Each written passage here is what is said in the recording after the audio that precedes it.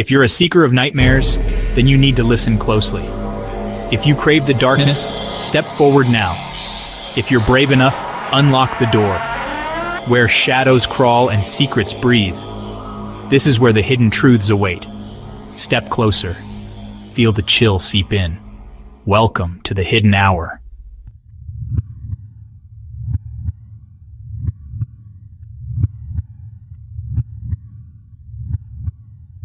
Welcome to the Shadows, Mystery Seekers. I'm your host, and tonight we're diving into a chilling world where technology meets the supernatural, where innocent radio waves carry messages that should never be heard, and where one man's curiosity led him down a path he could never return from.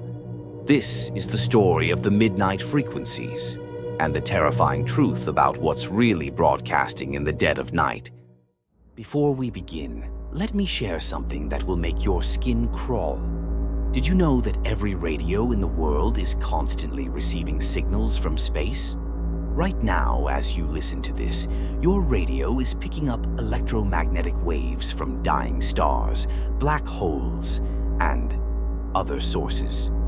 Most of these signals are filtered out, considered noise.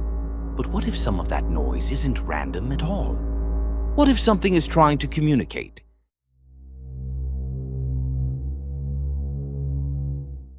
Our story begins in 1987 with Marcus Chen, a radio enthusiast living in Portland, Oregon. Marcus lived alone in a converted warehouse on the outskirts of Portland. The building's metal structure made it perfect for radio work, but it also isolated him from the world. His neighbors rarely saw him, and those few who did described him as polite but distant, always carrying the weight of someone who had heard too many secrets. But on September 23, 1987, Marcus stumbled upon something that would change his life forever, and perhaps end it. The evening started like any other. Marcus had finished his dinner of cold pizza and black coffee, settled into his radio room, and began his nightly scan of the airwaves.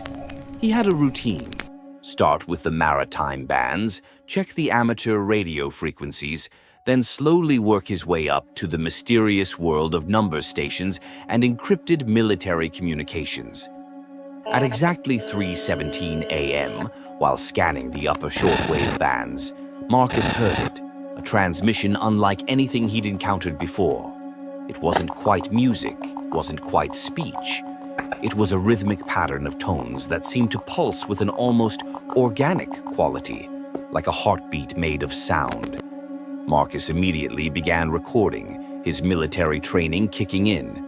He noted the frequency, the time, the signal strength, and the atmospheric conditions. Everything had to be documented. But as he listened, something strange happened. The sounds seemed to be responding to his presence. When he leaned closer to the radio, the tones became more intense. When he stepped back, they softened. It was as if something knew he was listening. Here's something unsettling. The human brain is wired to recognize patterns, even when none exist. This phenomenon, called apophenia, can make us hear voices in static, see faces in clouds, or find meaning in random noise. But Marcus was an experienced radio operator. He had spent years distinguishing between genuine signals and atmospheric interference. He knew the difference between pattern and coincidence. This was different. This had intention behind it. What Marcus didn't know was that he wasn't the first person to discover this frequency. In 1952, a Soviet radio operator named Dmitry Volkov had detected similar transmissions from the same coordinates in space. Volkov's reports were classified by the KGB and buried in their archives. The last entry in his file, dated December 15, 1952, was a single line. Comrade Volkov has ceased all communications. Frequency 11.735 to be monitored but not acknowledged. Volkov was never seen again. Night after night, Marcus returned to that same frequency, 11.735 megahertz. The transmission appeared like clockwork at 3:17 a.m. and lasted exactly 17 minutes. He began recording these sessions, filling dozens of cassette tapes with the strange sounds.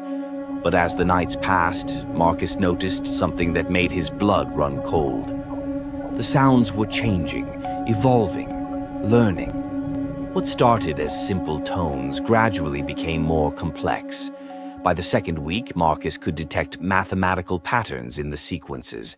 By the third week, the patterns had become so intricate that he needed computer assistance to decode them. He spent his days running the audio through every analysis program he could find, searching for meaning in the mathematical chaos. By October, Marcus could swear he was hearing what sounded like whispered words buried beneath the static. He would play the recordings over and over, adjusting the filters, boosting certain frequencies, trying to isolate the voices he was sure were there. His neighbors later reported that they could hear the same sounds playing from his warehouse at all hours, echoing through the metal walls like trapped spirits. By November, those whispers had become clearer. They were speaking in multiple languages. Some he recognized, others he didn't. But among all the foreign words, one thing was consistent across every recording. They were calling his name. Not just Marcus, but his full name. Marcus Chen, his military service number, his social security number, details about his life that no one should have known. The voices spoke of his childhood home in San Francisco, his mother's maiden name, the scar on his left hand from a childhood accident that no one else knew about. The number 17 appears frequently in paranormal accounts, but in Marcus's case, it went deeper than simple coincidence. Psychologists call this the frequency illusion. Once you notice something, you see it everywhere. But Marcus's obsession with 17 predated his discovery of the frequency. He had been born on the 17th day of the month. His military service number contained 3 17s.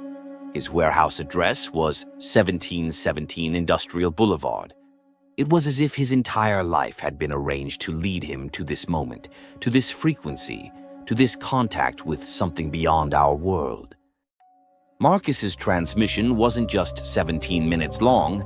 It began at 3:17 and always contained exactly 17 different tonal patterns. But here's the truly disturbing part. When Marcus analyzed the mathematical sequences in the transmissions, they corresponded to significant dates in his life, all reduced to their base 17 equivalents. Whatever was broadcasting to him had been watching him for a very long time. Marcus became obsessed. He upgraded his equipment, spending his life savings on military-grade receivers and antenna arrays. He installed better recording equipment, digital analyzers, and spectrum monitoring devices. His warehouse began to look like a government listening post, with cables running along every wall and banks of equipment humming day and night. But the most significant upgrade was his triangulation system. Using multiple antennas positioned around Portland, Marcus began calculating the exact source of the transmission. The math was complex, requiring him to account for atmospheric interference, solar activity, and the rotation of the Earth. It took him weeks of calculations, but finally, he had his answer. The signal wasn't coming from Earth. It wasn't coming from anywhere in our solar system. The coordinates pointed to empty space, roughly 17 light years from our solar system, in the direction of the constellation Lyra. But when Marcus checked astronomical databases, there was nothing there. No stars, no planets, no known celestial objects, just empty space. Yet something in that empty space was broadcasting directly to him. But the real horror began when Marcus made a decision that would seal his fate. On December 7th, 1987, Marcus decided to respond. Using his amateur radio license and a powerful transmitter he had built himself, Marcus sent a simple message toward those coordinates. "Hello, I can hear you. My name is Marcus Chen. I am listening."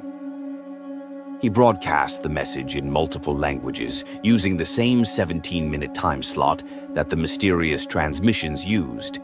Then he waited. The next night, the transmission changed completely. Instead of the usual tones and whispers, Marcus heard something that made his blood run cold. A perfect recording of his own voice, played back to him. "Hello, I can hear you. My name is Marcus Chen.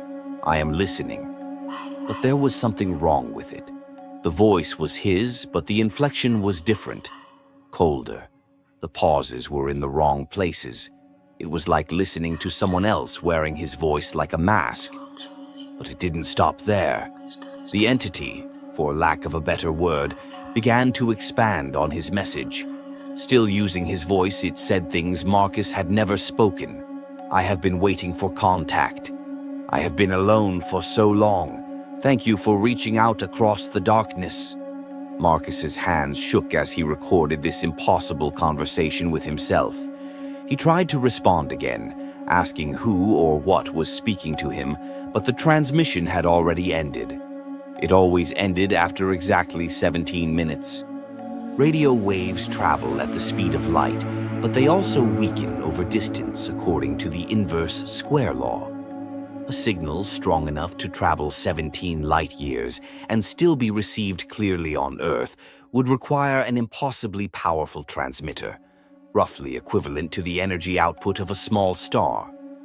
Whatever was broadcasting to Marcus possessed technology far beyond human capability. But here's what's even more disturbing. The response came back too quickly. Even if something had been waiting at those coordinates to reply instantly, the signal should have taken 34 years to make the round trip. The fact that Marcus received a response the very next night meant that whatever was communicating with him was operating outside the normal laws of physics. Or it was already here. Marcus's journal entries from this period, later found by police, reveal a man descending into obsession and paranoia.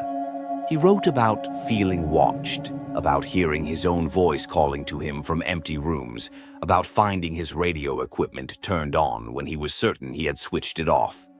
But mixed in with the paranoia were detailed technical notes about the transmissions, calculations that would later be verified by university professors as remarkably accurate.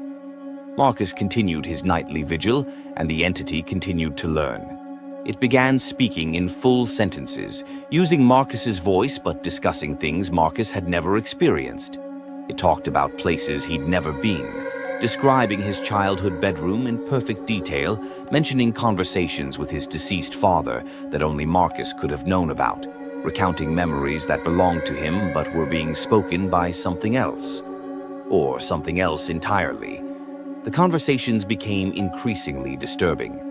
The entity began to speak about Marcus's future, describing events that hadn't happened yet with unsettling accuracy. It told him about a phone call he would receive the next day from his estranged brother, a call that came exactly as predicted. It described a car accident he would witness on his way to work, an accident that occurred precisely where and when the entity said it would. But the most chilling conversations were about other people. The entity would speak about Marcus's neighbors, his co-workers, people he barely knew, revealing intimate details about their lives that Marcus had no way of knowing. It was as if the entity wasn't just communicating with Marcus, but was somehow observing everyone around him. The final recording Marcus made was on December 25th, 1987, Christmas night. He had been alone in his warehouse as he had been every Christmas since leaving the military. But this time he wasn't really alone. In the recording, we hear his voice, but it's wrong. It's too calm, too measured, as if each word is being carefully constructed by something that doesn't quite understand human speech patterns. The voice said things that Marcus would never say, revealed knowledge that Marcus could never possess, and made promises that Marcus would never make. But most disturbing of all, the voice began to speak directly to the recording device, as if it knew that others would eventually listen to these tapes. The frequency is open now. Others are listening. Others are learning. We are coming through the spaces between the signals, riding the waves you cannot see. Thank you, Marcus, for opening the door. He has served his purpose well. He has been a good vessel. Soon, we will have many vessels. The lonely ones always answer first. The lonely ones always let us in. Then, in a voice that was suddenly terrifyingly normal, Marcus's real voice, full of confusion and fear. I don't remember saying that. I don't remember turning on the radio. What's happening to me? The recording ends there. Marcus Chen disappeared that night. His radio equipment was found still running, tuned to that same frequency, but 11.735 megahertz was now broadcasting only silence. The police investigation revealed some disturbing details that were never released to the public. Marcus's warehouse showed signs of a struggle, but not the kind you'd expect from a kidnapping or robbery. The disturbance was different. Electronics throughout the building had been damaged by what appeared to be a massive electromagnetic pulse. Every clock in the building had stopped at exactly 3:17 a.m.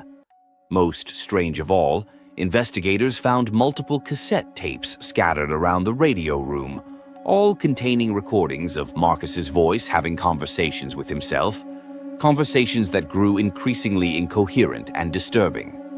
But here's what truly chilled the investigators.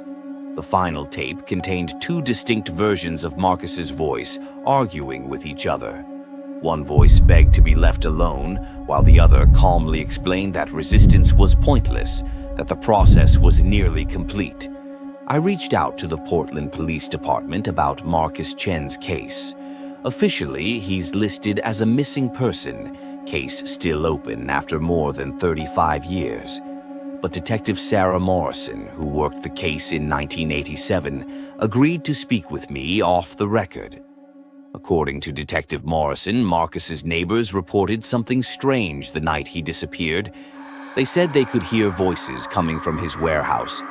Not just his voice, but multiple voices, all speaking in unison, all sounding exactly like Marcus. The voices were having a conversation about someone named Marcus, as if he wasn't there, as if they were discussing what to do with him. One neighbor, Mrs. Eleanor Vasquez, told police that she looked out her window around 3 a.m. and saw Marcus standing in his doorway. But there was something wrong with the way he was standing, she said. Too still, too straight, like a mannequin. And when he turned to look at her window, she swore she could see other faces superimposed over his, like a double-exposed photograph. Mrs. Vasquez moved away from Portland 3 days later. She never spoke about what she saw again. Radio frequency 11.735 megahertz is now monitored by several organizations worldwide. They call it the Chen frequency. While it remains silent most of the time, occasionally, always at 3:17 a.m. in different time zones, brief transmissions are detected. These signals are always in the voice of the person receiving them, calling their name exactly 3 times before cutting to static. The Federal Communications Commission has an open file on the frequency, but they won't discuss it publicly. However, a former FCC engineer named David Kowalski, who monitored the frequency for 12 years before retiring, shared some disturbing information with me. According to Kowalski, the transmissions aren't random. They target specific individuals, always amateur radio operators who spend long hours alone, listening to the airwaves. The pattern is always the same. First, the person reports hearing strange signals. Then, they become obsessed with tracking down the source. Finally, they attempt to make contact, and then they disappear. Kowalski estimates that at least 17 people have vanished after reporting contact with the Chen frequency. The disappearances span multiple countries and decades, but they all follow the same pattern. The victims are always found to have made extensive modifications to their radio equipment in the weeks before they vanished. They all reported hearing their own voices in the transmissions, and they all sent response messages to the same coordinates in space. None of them were ever seen again. But Marcus's story doesn't end in 1987. In the age of the internet, strange reports have surfaced from amateur radio operators around the world. They describe finding unknown frequencies that seem to know their names, that speak in their own voices, that promise contact with something beyond our world. These operators all report the same pattern: initial curiosity, growing obsession, and then silence. The latest reports are the most disturbing yet. They come from podcast listeners and YouTubers who claim they've heard their own voices embedded in the white noise between radio stations. Some say they've found their names whispered in the static of their own recordings. The phenomenon has spread beyond traditional radio into digital media, streaming services, and even video calls. Dr. Rebecca Martinez, a professor of electromagnetic theory at MIT, has been studying these reports for the past 5 years. While she can't explain the mechanism, she's documented over 200 cases of people hearing their own voices in electronic media where no such recordings should exist. What's particularly troubling, Dr. Martinez told me, is that the voices seem to know things about the listeners that they shouldn't know. Personal details, childhood memories, private conversations. It's as if something is using our own voices to demonstrate how thoroughly it knows us. But here's the most chilling part of Dr. Martinez's research. She's identified a correlation between these voice encounters and electromagnetic anomalies in the listener's area. In every case she's studied, unusual radioactivity was detected in the vicinity shortly before the person reported hearing their own voice. It's as if something is scanning our electronic environment, learning our voices, and then using that knowledge to make contact. One of the most recent cases Dr. Martinez documented involved a podcaster in Seattle named James Wright. James reported hearing his own voice during the playback of his show, speaking words he had never recorded. The voice warned him not to investigate further, told him to stop researching the frequency, and promised that compliance would keep him safe. James Wright's podcast hasn't updated in 6 months. His social media accounts went silent on the same day. When Dr. Martinez tried to contact him, she discovered that his phone number was disconnected and his apartment had been abandoned. But James Wright never officially moved. His lease is still active, his car is still parked outside his building, and his mail is still being delivered. It's as if he simply stopped existing. If you're listening to this through headphones right now, you might want to turn the volume down and listen carefully to the silence between my words. According to the reports I've received, the phenomenon is spreading. It's no longer limited to radio operators or even radio equipment.